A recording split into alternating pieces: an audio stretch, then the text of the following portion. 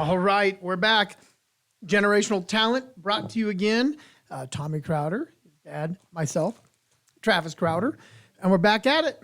Yes, that's right. Generational Talent, back at it again. The best in the business, truly, ladies and gentlemen. Nobody does this better than us. Stephen A. Smith, eat your heart out, bud. You know he's your favorite. No, gosh, no. I get somehow he is a moneymaker for ESPN. But you know what? So is Shannon Sharp. And how did that work out for him, you know? Well, I think he might be diving into the political arena from what I understand. Stephen A. or Shannon Sharp? Stephen A. I was going to say, Shannon Sharp should not be diving into politics right now. But Stephen A., honestly, that is the next thing for him that is very on brand. You can see him doing it, is what you're telling me? Oh, yeah. The guy's a loudmouth, and that's exactly what politicians are. So, nope, that makes sense. That adds up. All politicians are just some. Oh, God, it's really hard to say anything other than all politicians, really. I mean, I hear ya. But that's what they're paid to do. So I don't know why people expect anything different. They're paid to just make you feel like you're on their side and whatever. It's all dumb. But you know what's not dumb, Dad? Football, baby. That's right. Yeah, I do. And it was now I'm a little, like I said, I'm a little giddy schoolgirl because this was a great week for me in terms of my bets, my picks, everything.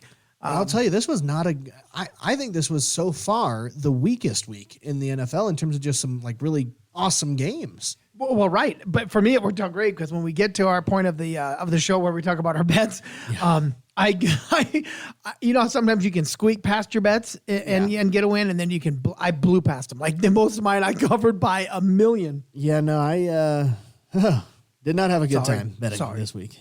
It happens. Believe me, I've had a heck of a run. I know it's going to come to an end. I'm just going to flop and lose every single bet I make here for the rest of the year probably, but I had a great week. Sorry. That's okay. You can't win them all. Yep. Well, speaking of winning them all, though, I will say this, and I'm sure you have it in your top 10, so I won't take away your thunder, but one thing that you do keep predicting well, and that's your affection and love for the Indianapolis Colts. That's right. Holy cow. They just keep killing the game for me every week. I love them. No, but let's jump into the Generational Talent Top 10 Takeaways. Yeah, let's go through it. Yeah. All right. So Generational Talent Top 10 Takeaways brought to you by Desert Highway Radio. We've got at number 10. There it is. Number 10. Seahawks didn't play this week, but doesn't matter because now they're tied first for their division, and we didn't even have to do anything, which is always fun. No, and this was the first time I would say when it comes to being the reason that we're in that spot, the Niners losing, this would be the first week where I could honestly say it truly did show their injuries. I mean, the Texans manhandled them, and yeah, I mean, but like I said, I will give. I'm not a Niner fan. Everybody knows that, but I will give them credit. That team has completely weathered the storm. But this was the first week. This past week was where you could see that the injuries are catching up to them. Yeah, no, agreed. My number 9 takeaway here, we've got Andy Dalton is garbage. Andy Dalton, the Red Ryder BB gun himself, garbage. Absolutely garbage. Did nothing for those poor Panthers. No, I mean, they need, I know you're not a big fan of Bryce Young, but I would say they need him. When does he come back? Is he back this week? That's a good question. I know, there's injuries all over the place. There's a few, like Kyler Murray, where people are asking about, Lamar. I'm not sure, to be honest. I'm going to have to take a peek at that during the break. Okay. My number 8 top 10 takeaway here is the Colts, obviously still firing on all cylinders. The best team in the NFL statistically. And they look great. I mean, Jonathan Taylor, running back, absolutely killing it. Michael Pittman Jr., for some reason, just having a great year in his pretty good career. That one-handed catch he made in the end zone was nuts. With the bicep. Yeah, that was with awesome. pass interference being all over him, too. And Danny Dimes is putting it there. Yep. And their defense is awesome. Yeah. I mean, everything from an eye test, the Colts, and they're in a division where they're going to clinch it halfway through the year. Well, and all credit to their O-line because the way they are opening up those gaps, I could be a freaking running back in the NFL if I've got that much room to run in. When you start thinking about it, right, O-lines mean all the difference. You look at what happened to Sam Darnold last year. You put him behind Minnesota. He had a great year. Well, he was protected. Danny Dimes, you get him out of New York, right? These quarterbacks were good. They were just on bad teams. Yeah. Baker. You see these guys. I mean, where their careers are kind of, I don't want to say be reborn, but I mean they just needed to be in the right fit. But it starts with your O-line. Yeah. My number 7 takeaway, Tua finally has a great game, and he does it with some swollen eyes. Pink eye action or something. Yeah, he somehow played better with less visibility, throwing for 4 touchdowns. Again, if you're a Dolphins fan or personnel, I would just start punching him in the face before games. And what a weird game if you think about it, because you got Miami, who just was terrible. Atlanta coming off of this. Oh, they're getting better. Oh, they're looking good. They're going to be. Atlanta, who shut down the Bills. And they just complete opposite. The one team that was supposed to get smoked lit up the other team who was supposed to be good and they didn't do anything. Yeah, Kirk Cousins, I love him personally. He was fun to watch in the NFL or the Netflix quarterback show, but he's done. I think he's done, or at least needs to go to a different team. Because don't get me wrong, I mean, there's weapons there. I don't know why he was so terrible, but when Kirk Cousins was the leading rusher at the half with 2 yards. Bijan on that team. Yeah, and Bijan second with 1 yard. Yeah. That's a problem. After coming off of couple hundred yards almost. I mean, you got one of the top running backs in the NFL. Oh, yeah. And you've got Drake London, who's an all-star receiver, and Kyle Pitts, who's having a really good year. Yeah, he's doing best year yet. And you can't get anything happening on offense. Nothing. No, that was the weirdest game in terms of two teams going complete opposite directions and completely different that game. I mean, I don't know. And my next one on the list here, number 6, or 5, no, 6. 6. We've got Spencer Rattler being benched in favor of Tyler Shuck after Spencer Rattler throws what I would consider to be one of the most embarrassing pick sixes I've ever seen, where not only did he throw it to the guy 4 feet in front of him, that guy then trucks him on his way into the end zone. That was crazy. Yeah, and he bounced off him like a fly. It was great. And I would say this, we called this from day one. I don't know that this kid's going to do any good either. Saints aren't. I mean, they've been somewhat competitive to a degree, but they're still not good. They're not a good team. And they're a team with some weapons. Obviously, Kamara's older, but he's still running well, and Chris Olave can catch a ball. Olave's good, yeah. They're definitely not what they should be. All right, top 10 takeaway number 5, Marcus Mariota is garbage. But I will say it did give us one of the funniest announcer moments when Marcus Mariota, at the very end of that Kansas City whooping, just tried to run for it and then jumps. And I don't remember which announcer said it. He's like, and Mariota jumps for some reason. Yeah. And doesn't get any extra yards from. He just looked foolish. No, and people can say what they want, but let's be real. Kansas City's back on track, man. They're firing on all cylinders and they're healthy, and it don't look good for most teams. I mean, there's a couple of your Colts, I think, are out there definitely looking. Denver's going to give them a run, but Kansas City's going to be back. Well, Marcus Mariota, again, folks, trash. Yeah. All right, top 10 takeaway, number 4. Sad one. Big sad energy here. Cam Scatteraboo, the best part about the New York Giants, aside from Jackson Dart, is done for the season with what is one of the most gruesome injuries we've seen this year. The dislocated ankle, which, apparently they did surgery. It's gone well. But there's no shot he's coming back this year. And it's a bummer because he was really just starting to get into rhythm. And I think him and Dart were a great duo, and that's now done. And I'm hearing protruding bone too. It looked like it. We didn't see the bone itself, but just the angle of everything did not look like it was attached very well. And this young man's going to be tough. Don't get me wrong, but usually with an injury like that too, you've got tendons and everything torn to hell. So I mean, it's going to be tough for this kid. He'll come back, but that was a doozy. Yeah. And that was, Cam Scatteraboo, we said it last week, guys. He'll get a CTE every freaking play if he has to, just to get the ball moving. He's crazy. He was great. Number 3, we got the Jets finally getting a W. Holy cow. They are no longer, the only team without a win. There is no teams in the NFL right now with 0 wins. Jets finally did it. Justin Fields played one of his best games of the season outside of the first game he played, which was shocking that he lost that first game and then went on to play like garbage. But no, he finally got that W. He did say in a post-game interview that prior to that win, he was crying in his closet. So, I think you got to give it to Breece Hall, though. This guy got over 133 yards, scored 2 touchdowns, and threw 1. Yeah, his throwing touchdown was crazy, too. Yeah. The pump fake, and then he does it. And I would say this, if they're going to get a win, make it on the week where you lost Nick Manfold at 41 years of age to a liver deal, and that's sad. Very sad. And you know what? You've also got the Broncos with their crazy win against the Giants on the same weekend that they were celebrating Demaryius Thomas. So you got 2, I would almost say, divine intervention games where, Broncos clearly were going to be losing, and then all of a sudden come back with that crazy fourth quarter action, and then the Jets getting their first win after the loss of a fellow teammate. Yep. Number 2, top 10 takeaway, we have the Steelers jerseys looking like soccer jerseys, and the Steelers also playing like garbage. Yeah, those are, we were talking to Mr. Nick, a friend of the show, friend of ours, and I would say he is right. Those were the uniforms back in the day. But it doesn't make him good. I was going to say, we saw how colonial people dressed. We don't go around wearing it. Same with the NFL football uniforms back in the day that were all wool and baggy. Yeah. Like nobody dresses like that anymore. But then you got Nick over here wearing powdered wigs like George Washington. He just thinks all of historical stuff is cool. Well, he's a big fan of Hamilton too. He likes to dress up like that.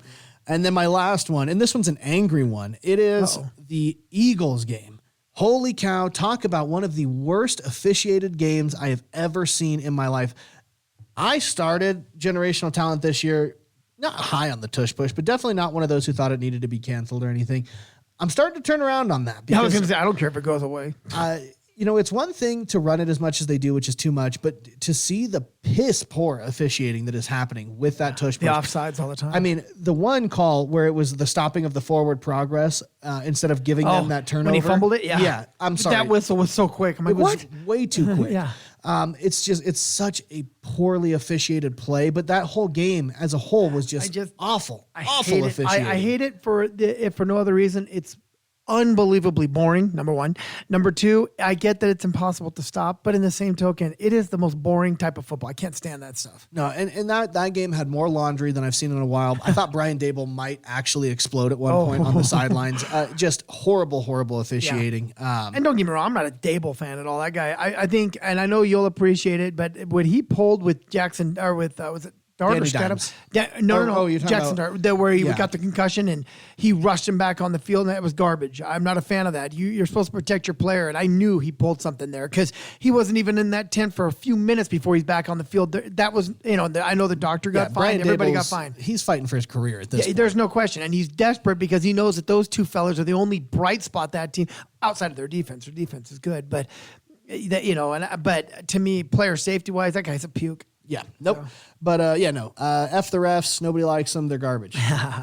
But that's it for the top 10 takeaways. Yeah. No, it was I'm with you. There wasn't a lot of close games. There wasn't a lot of like nail biters and just down to the wire stuff. The closest game we got was the Bengals Jets game. Yeah, so. I know, which was bar for Rama. So I know from that standpoint. But now we'll get to some bets, and oh my, this was for Daddy. It was good. Yeah. Well, all right. We're going to go right ahead into bets. We'll catch you guys in just a second.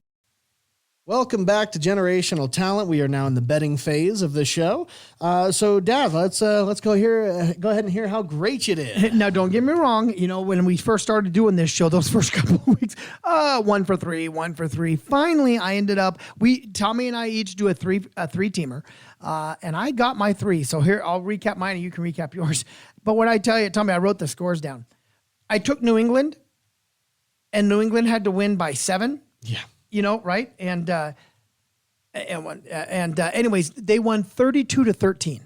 So I covered that one. Yeah. My other one, I took the Bills -7.5. They won 40-9. Yeah. And then the last one I took, the Broncos had to win by 3.5, and they won 44-24. They won by 20. I wiped those 3 clean, no problem. Yeah, nope, you killed it. I was not so fortunate. My 3 last week, I had Dallas +3.5, and boy, did they get slaughtered by the Broncos, 44-24.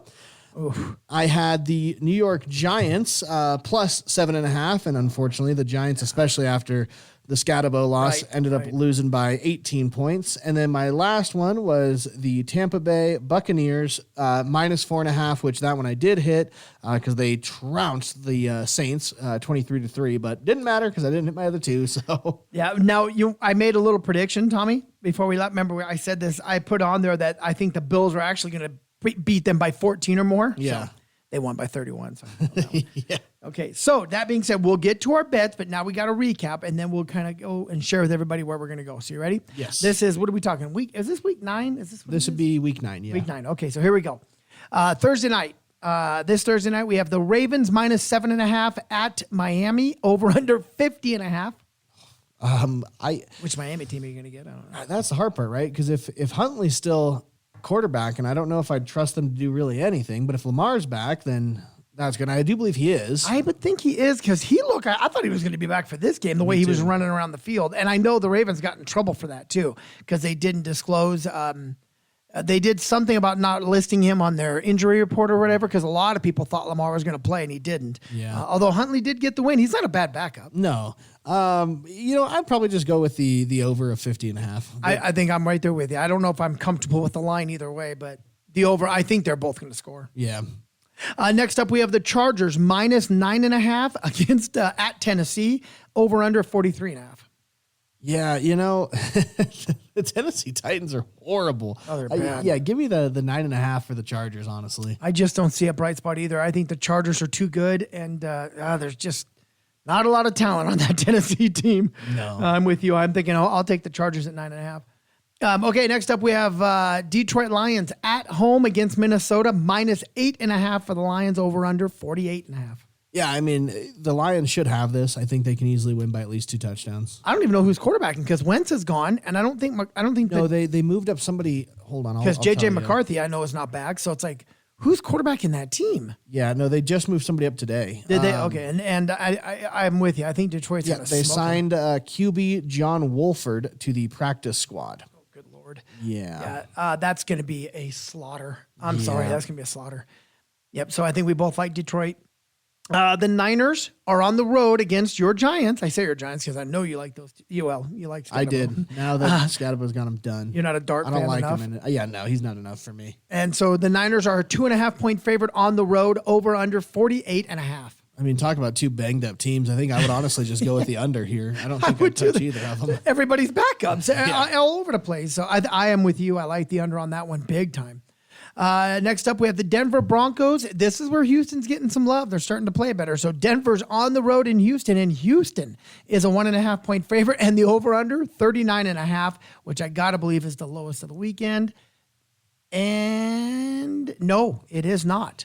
For this one, I would go with Broncos. I think they've got it. I don't think the Texans. I think you got 2 very defensive heavy matchups for sure, but I don't know. You got Bo Nix coming off a pretty heavy offensive victory, and we haven't really seen a ton of offense from the Stroud boys over there. So no, not a whole lot. I do think the under actually could happen. I do too. I mean 39.5. I think it could all-star happen. defenses versus. It'll be a boring game. Yeah, no, I'm not. It's not one on paper. It'll be competitive, but slow. Yeah. Okay. Next up, we have the Falcons are in New England. New England's a 5.5-point favorite, over under 45. Yeah, I'll be honest. Like, if the Falcons are the one team I would never ever want to bet if they're playing because you don't know what version you're going to get. Is Penix going to be back or is it a longer deal? I don't know. Okay. Again, if Penix is back, their odds are a little bit better because clearly Cousins doesn't have it. I think you're probably safe to go with New England, winning by at least 5.5. I do see them playing a lot better than the Falcons do consistently. I think I would touch the under on this one too. I like both these defenses pretty good, so I don't know that I would take the spreads, but I would go under. You're probably right though about New England. Okay, next up we have your Colts minus 3 on the road in Pittsburgh, over under 50.5. It should be minus 45 because the Colts are going to absolutely demolish Rodgers. Rodgers looking like a fool after his loss against the Packers, and Danny Dimes absolutely slinging it. You're no love for your no love for your Steelers, huh? No, garbage team. Okay, sorry, Seth. Love you, Seth. I know, Seth. Sorry, I'm kind of right there with you. I don't get it. I think what's his face is going to be running for his life. Yeah, Aaron Rodgers. I think the Colts are going to chase him all over the place. Okay, next up we have Carolina Panthers at home against the Packers. Packers are favored 13.5, over under 44.5. Yeah, it's the Packers. The Panthers are a joke, especially if Dalton's still playing, which who knows. I think it's an easy dub for the Packers, and I do think it'll be at least 2 touchdowns. Packers are playing good football. I agree with you 100%. We have the Bears minus 3 on the road in Cincinnati, who choked this weekend. The over under 51.5, and that's not the highest. I don't see the Bengals doing good. I think the Bears just had a 4-win streak ended, which sucks for them, but I do think they'll bounce back. Ben Johnson's an angry coach. Yeah, I think so too. I think Caleb Williams is doing okay, so I do think this. Do I think he's first-round draft pick material? No. No. Is he serviceable? Yeah. Yeah. So I'm with you. I think the Bears are going to pull this one out and cover that spread. Here we go. Jacksonville minus 3 against the Raiders in Vegas, over under 45. Yeah, Jacksonville's got this. The Raiders are pathetic. And that's the nicest thing I can say about the Raiders. But the Jacksonville Jaguars, they're also kind of all over the map. But I do think that's an easy W for them, really, especially if it's just by a field goal. I will definitely avoid this game because I couldn't tell you. Both these teams are so unpredictable. But I wouldn't bet on it. The Raiders are in rough shape, though. Okay, we have the Saints at the Rams. Rams are 14-point favorites, over under 43.5. You know, it's one where if this was still Spencer Rattler, I'd easily just take the spread. I'm curious to see what Tyler Shutt can do. You know, we didn't really get too much. I mean, he threw an interception. Yeah, he only played 1/2. Yeah. So I don't know. That's a hard one to really pick. Honestly, I'd probably just go with the over there. I do think this will be higher scoring. I think the Rams are going to smoke them. I could be wrong, but I just think coming off the bye, they're healthier. They're playing good football. Their defense is too good. I think this poor kid's set up for a tough game here. So yeah, I just have a hard time voting or picking when it's like a new quarterback that you don't nobody's had time to like watch footage of or anything. Like you never know what they can do. So right. All right, next up we have the Kansas City Chiefs. What a game. It blows my mind that this game is not a flex game. It's not a Sunday night game, a Monday night game. It's a Sunday afternoon. Yeah. The Bills and the Chiefs, and the Bills are the underdog at home to the Chiefs, -2 over. This is the highest one of the, no, it's not the highest one of the week. I'm sorry. It is not the highest one, but 52.5. I wouldn't. Their matchups have been great. Yeah, I wouldn't put money on this one because it's scary. I'm praying to God that Josh Allen can do this. I'd probably just play it safe, pick the over. And here's what I would say, right? I think you would agree. Josh Allen, you have to beat these guys if you're ever going to be in that class. Well, he always beats them regular season. It's postseason. He can't true. touch him because he's like 4-1 against him in regular season games. I mean, we all know whether we like the Chiefs or not. In order to be the best, you got to beat the best, and you got to get through them. And you're right, postseason especially. But so I'm going to put some hope in the fact that I think the Bills are going to cover. Okay. Well, they don't even have to cover, but I think they're going to win outright. Here we go. Our beloved Seahawks, -3 on the road against the Commanders, -3, and the over-under 47.5. My only question is Jaden Daniels playing? Even if he is, we should be -6.5. We've got this. Even with Daniels in there. I don't know. He's tough, man. He's tough, but I still think we're going to win. Buns. I don't know. I definitely think without him, if it's Mariota, I think we're going to be in good shape. Big sophomore slump right now. Commanders don't have it in them. We're good. All right. And your biggest spread in terms of your biggest over-under of the weekend is Monday night's game. Not much of a game in terms of fans, but I should have picked one. I should have picked Arizona on the road in Dallas. Dallas -2.5. The over/under 54. Yeah, no defense. No, neither team really. Dallas easy. I think is going to cover a field goal. I think so too. I think Dallas's offense is pretty good. I do see this game going over though. I really do see it going over because neither one of these deep teams have much of a defense. So Okay, so that being said, we just ran through them. Tommy, what is your first one of your 3-teamer that you like? And we already did. We actually put money on these 3 teams. Who do you like, stud? So I did go with Indianapolis to get at least 3 over the Steelers. Okay, all right. I knew you'd like that one.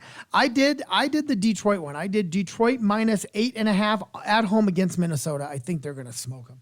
All right, my second one is my Seahawks going at least 3 over the Commanders. I'll feel even better if Jaden Daniels isn't playing, but I feel confident even if he is. All right, my next one up. I know you're probably going to think I'm crazy. I'm sticking my neck out a little bit. I get it, but I do like the Falcons to be within the 5.5 points against New England. I do. Wow. Yeah, I wouldn't have touched that one. Yeah, I know, but I do because number one, I'm hoping it's Penix, but I just got a feeling this game's going to come down to the wire. I really do think Atlanta's going to bounce back. That team is not that bad. Okay. Well, we both have the same one for our last one, which is the Green Bay Packers winning by at least 13.5. 2 touchdowns, against the Carolina Panthers. The Panthers without their quarterback, they are that bad. They have great running backs. I mean, you got a double-headed monster in Chuba Hubbard and you're the guy that you liked that came out of Dallas. Why am I drawing a blank?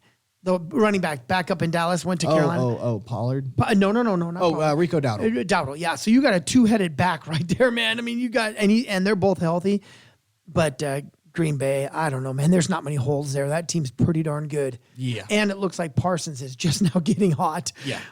So I wouldn't want to mess with him. Yeah, as of right now, they're projecting that Jaden Daniels will not play against the Seahawks this week. I don't want to jinx this, but I like our chances. He is against expected Mariota. to practice Wednesday, but his status is not is considered uncertain, and a lot of analysts are not going to be surprised if he sits out. Okay. All right. Well, and Seattle's coming off a bye, so they're a little bit healthier. Knock on wood. And I don't know about you, Tommy, but I'd like to be sitting at 6-2, almost halfway through the season. Would be awesome. Yeah, and that's per the Washington Commanders website that was all released, that he is expected, but to practice, but nothing more than that is expected. Well, I like our chances better with Mariota. That's for sure. Yeah, me too. Okay. All right, and with that, guys, we will talk to you again for our Week 9 power rankings. Welcome back to Generational Talent. We are now in segment 3, our Week 9 power rankings. So, Trav, do you want to go ahead and read me last week's power rankings for you from worst to first? On mine? Starting with 15, yeah. Are we going back and forth or just mine? Back and forth? We'll just go just yours since we're reading last week's list. I had the Bears at number 15, the Cowboys at 14, Patriots at 13, Steelers at 12, Broncos at 11, Niners at 10, Chiefs at 9, Seattle at 8, the Bills at 7, Buccaneers at 6, Colts at 5, Packers at 4, Eagles at 3, Rams at 2, and number 1, I had the Lions. Okay. And then my last week's power rankings, I had Cowboys 15, Chargers 14, Steelers 13, Patriots 12, Broncos 11, Eagles 10, Chiefs 9, 49ers 8, Rams 7, Packers 6, Seahawks 5, Buccaneers 4, Bills, Lions, and Colts 3-1. All right, so with Week 9 power rankings, Dad, what do you have for number 15? Number 15, and these guys dropped. They dropped from my 12 to my 15, and that's the Pittsburgh Steelers. I did keep them in the top 15, but because first half they played some good football, second half they took a dump. Yeah. My 15, same as it was last week, the Dallas Cowboys. Yeah, and I get it. I did it. They did come off of mine, but I get it. I was going back and forth. Number 14, I dropped these guys too from 10 to 14 on my list, and that's the Niners. Yeah, so the Niners did drop on mine, not that far, but my number 14 is actually a drop from 13 to 14. I already had them low. Was the Steelers? Steelers, okay. And let me see. So my number 13 now. Yeah. My number 13 is new on the list. I have 2 new ones on the list. Number 13, Jacksonville Jaguars. Oh, see, they are not on my list at all. Yeah, I think that team. I still don't know what's going to happen with Thomas. They're talking about him trading that wide receiver. I don't blame him. Yeah. Bro drops everything. He does drop. Yeah, he can't catch a cold. My number 13, they moved up 1 from last week. It's the Chargers, 5-3 Chargers. There we go, Tommy boy. My number 12 entering my list is the Chargers. I think that team, when they're healthy, they're good. And they've got a running back in Vidal. Yeah. However you say it. Man, he did pretty good. My number 12, they're same as where they were last week. It's the New England Patriots, the 6-2 Patriots. Okay, fair enough. My number 11, I have the Patriots. Number 11 for me. Okay. My number 11, and they did drop all the way from, where the heck were they before? They dropped from number 8 down to number 11. It's the 49ers. 49ers, yeah. Number 10, basically I have them up 1 notch, and that's the Broncos from my list. I also have the Broncos up 1 notch to number 10. Number 10, yeah, yep. And don't get me wrong, I think that team is definitely getting better. Yeah, once their offense starts clicking, they'll be a really well-rounded team. You're going to get super mad at me. I'm going to tell you that right now. You're going to get super. Seahawks Yeah. Now, don't get me wrong. There was just some movement. I had to move a couple of teams ahead of them, in my opinion. I moved them down, but not as far as you. I know. Jeez, I have them at number 9, Seattle Seahawks. No, too far I know. This team went up a notch. It is the Philadelphia Eagles for my number 9. Yeah, we're a little different there. That's okay. My number 8, I have them moved up 1 notch, and that's the Chiefs. And my number 8 moved up 1 notch is also the Chiefs. And don't get me wrong; they're a good team, and they're getting better and better. But I'm not going to move you up too high when you beat the heck out of the Commanders. Yeah, without Jaden Daniels, right? So I mean, good win, but could you have done it with the kid? Probably, but yeah. Okay, number 7. I have them going up. I had them going down 1 notch. Same thing. I know they got the win. Wasn't pretty though. Tampa Bay Buccaneers. Okay. No, that's fair. My number 7, they're same as they were last week. It's the Rams. The Rams. Okay. Yeah, we differ on this one. My number 6, I have them where they went up 1 notch, but I have the Buffalo Bills. Okay. My number 6, they moved down a notch. It's just a struggle of a bye week, but it is my Seahawks. They went from 5 to 6. They didn't do anything for us to see, and I did need to move some others around. Okay, all right. Number 5. Now we're into our top 5. Top 5 for me, I have the Philadelphia Eagles at number 5. See, my number 5, and they did drop down 1, even with a win, just because other teams had better games, was the Buccaneers. The Buccaneers. Okay, I got you. We're about right. My number 4, I have them in the exact same spot I had them last week, and that's the Green Bay Packers. So my number 4, it is also the Packers. They went up 2 because I had them at 6 last week. Okay, all right. My number 3, I had them go down 1 notch. Like you said earlier about the bye, it happens because I had them a lot higher than where you had them. I have the Rams at number 3. Okay. My number 3, they're the same as they were last week. It is the Buffalo Bills. My top 3 is the same as last week. So mine is the Bills at 5 and 2. Okay. My number 2, here we go, Tommy. I'm going to give you some love. I don't have them at 1, but I do have the Indianapolis Colts. For me, that's up from 5 to 2. So That's a big jump. And I do think the Colts, they are beginning to, well, I am a believer. I just want to see them smoke a solid team. That's fair. So that's where I'm at. But I do like them at 2. Okay. My number 2 is the Detroit Lions. I know which way. Well, we just flip-flopped then because that is my numero uno. Those guys are, I still think, the number 1 team. And I think the Colts, Danny Dimes, MVP, number 1. So are you telling me, which is fine if you're telling me, this is where it boils down to, where my gut tells me, could the Colts beat the Lions? Easily. I will say this. Both teams, the best offenses in the NFL. Especially 100%. That would be a top-tier Super Bowl as those two teams right now offensively. Defensively, I do think the Colts have the edge defensively. 100% I do. Okay. I think what will happen there is a little bit of experience I think will get them. And I do think the wide receiving core with the Lions is better. I think the wide receiving core is better, but I think the run game is 10 times better for the Colts, and I think they open up way bigger lanes. See, I don't think 10 times better. Good, but here's my thing. Remember, you have Sonic and what do they call the other guy? Knuckles in the sense, I get as a whole, Jonathan Taylor's a beast, but I think the two-headed game of those two guys is pretty, Gibbs is a stud. And so I think took a second to get going this year, but it did, but I just think the dual head there is, because, without Jonathan Taylor, I don't even know who the other back is. Not that they need another back, but I think it would be, don't get me wrong, I'd love to see that game. I would love to see those two face each other, but we're pretty close on it. Yeah, so the 2 new teams to enter, for me anyways, was the Chargers and Jacksonville. That means bouncing out of mine, by the way, was the Cowboys and the Bears. They're out of my top 15. See, nobody shifted. Nobody was in or out. Everybody just shifted. Okay. Yeah, no new additions, no dropouts. Here's my bold prediction of the week per my bets. Because remember when I did my bets last week, I said that the Bills were going to cover by twice that spread, and they did. Yeah. You're going to be like, you're out of your mind. My bold prediction of my bets, not only will Atlanta cover on that 5.5 they get, they're going to win that game. They're going to beat New England in New England. Okay. Then I will also make a bold prediction. I'm going to say that Buffalo wins by an entire touchdown. They win by 7. Okay. A touchdown and extra point. So Bills got minus 7. Minus 7. Okay. Those are our bold predictions. I like it. I can dig it. And we're on to week number 9. Yes. So from all of us here at Desert Highway Radio and Generational Talent, have a good week. Enjoy your football. And of course, go Hawks.